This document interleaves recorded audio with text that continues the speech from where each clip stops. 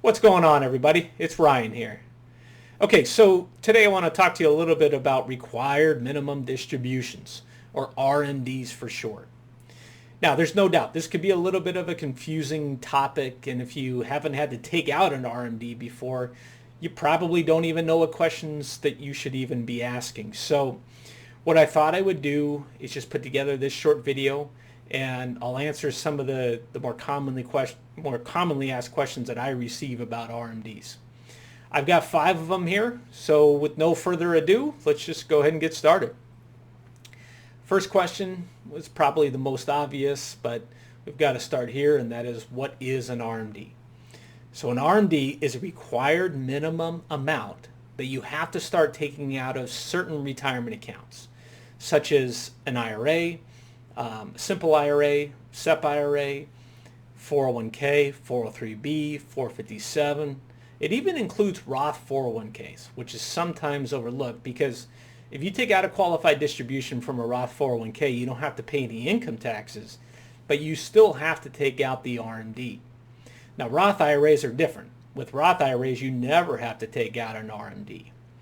Now, having said that, if you have an inherited IRA or inherited Roth IRA, those rules are different altogether. In fact, I could do a whole nother video just on inherited IRAs or inherited Roth IRAs. So keep in mind, those have different rules altogether. Okay, so I'm recording this video right now in October of 2020. And several things have, well, not several, a couple things have changed with IRAs, but they're pretty big, just over the course of the last year. So at the end of last year, I think it was December 2019, the Secure Act was passed. And as a part of the Secure Act, it changed what I call the so-called magical age of when you have to start taking out your first RMD. So it used to be you had to take out your first RMD when you turn the age of 70 and a half. Now it's age 72.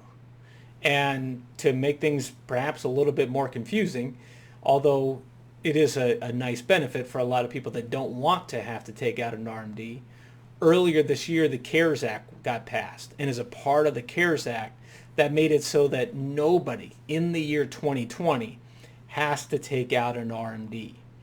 But typically, if you did need to take out an RMD, and let's say you're 72, well, this is how it works. In the year that you turn 72, that's, again, the first year that you have to take out your first RMD. You can take it out that year, that calendar year, or you are allowed to, just for the first year, you're allowed to wait until the following year. As long as you take it out by April 1st of the following year, you can do that. But if you do that, do keep in mind that still the next year, you have to take out an RMD for that year as well. So if you delay the first one up until April 1st of the following year, you'll end up having to take out 2 RMDs in the same year, which you may or may not want to do. That just depends on your overall financial and your tax situation. Because if you do take out 2 RMDs in the same year, perhaps you'll end up paying more in total income taxes on that money than if you spread it out over a 2-year period. So you definitely want to keep that in mind. All right, second question. How do you calculate the RMD? So let me try to keep this as simple as possible. Basically, the way that it works is that in a year, when you have to take out your RMD, you're going to look at what the account balance is of the account that you have to take out the RMD from on December 31st of the prior year, okay, at the end of the day. So at the end of the year, what was that account balance? So take that number, and let's just keep it easy. Let's say you had $100,000 in an IRA. So you take that number, 100,000, and then you're going to divide that by a number that shows in a chart that's on the IRS website. And that number changes from year to year. So when you're 72, the number right now I think is 25.6. I actually have it right here in front of me because right now I'm forgetting. Yes, 25.6 is what it is the very first year. Basically, the way that it works is you would take 100,000 divided by 25.6, and you'll end up having to take out, not quite, but almost 4% of your of the account balance, or of the of the money that was in the account. So almost $4,000 in this case. Now, having said this, that's for I would say for most people. So if you're single or if you're married and your spouse is not more than 10 years younger than you. Now, there is a second chart that applies if your spouse is more than 10 years younger than you, for instance. So I'll include these charts in a link down here below this video. All right, now understand this too about RMDs is that percentage-wise, the amount that you have to start taking out of your accounts goes up over time. So as an example, by the time you're 80, you have to take out over 5% of the money that's in your account. By the time you're 90, it's over 8%. It's almost 9% that you have to take out the very first year. So it's it's quite a bit, especially over time. Okay, third question. Can you aggregate RMDs? Okay, so first let me answer what do I mean by aggregate. So aggregate means this. Best to give an example. Let's say you have two IRAs.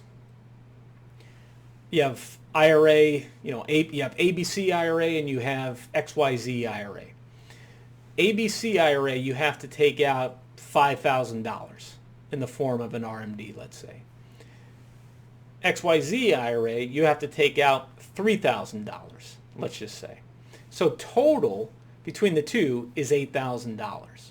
Now with IRA accounts, you can aggregate those together, meaning the total IRA amount is $8,000 from the IRAs.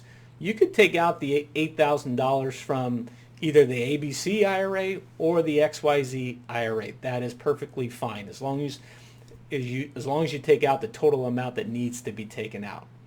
You can also do the same thing with 403B accounts.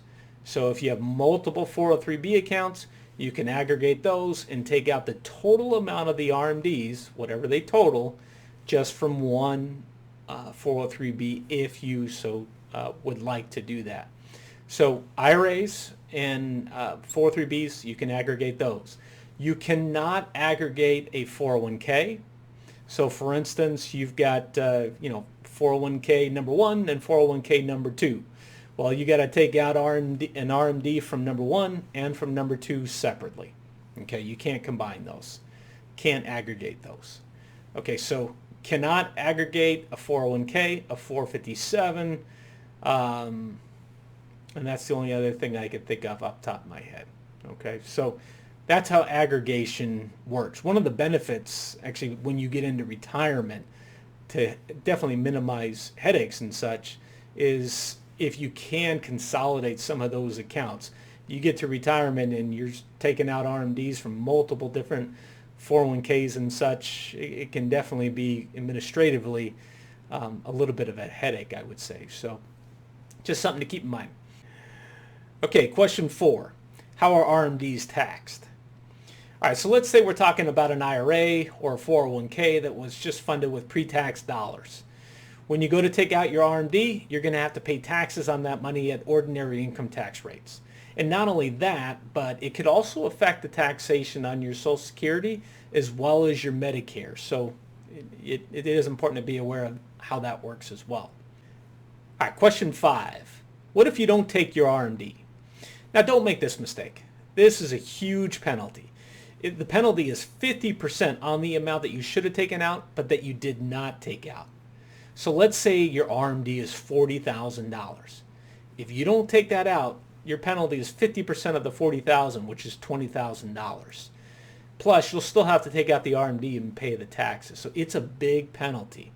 Now, if you forgot, whatever the case might be, you definitely want to make sure that you notify the IRS right away. I do know of cases where people have notified the IRS quickly, and they've had that forgiven. Now, I can't obviously make you any promises, but certainly if you make the mistake, don't take out the R&D. Make sure you notify the IRS as soon as possible. All right, with that, we're through the 5 questions. If you have questions on any of this or anything else related perhaps, let me know. Until next time, take care. Talk soon.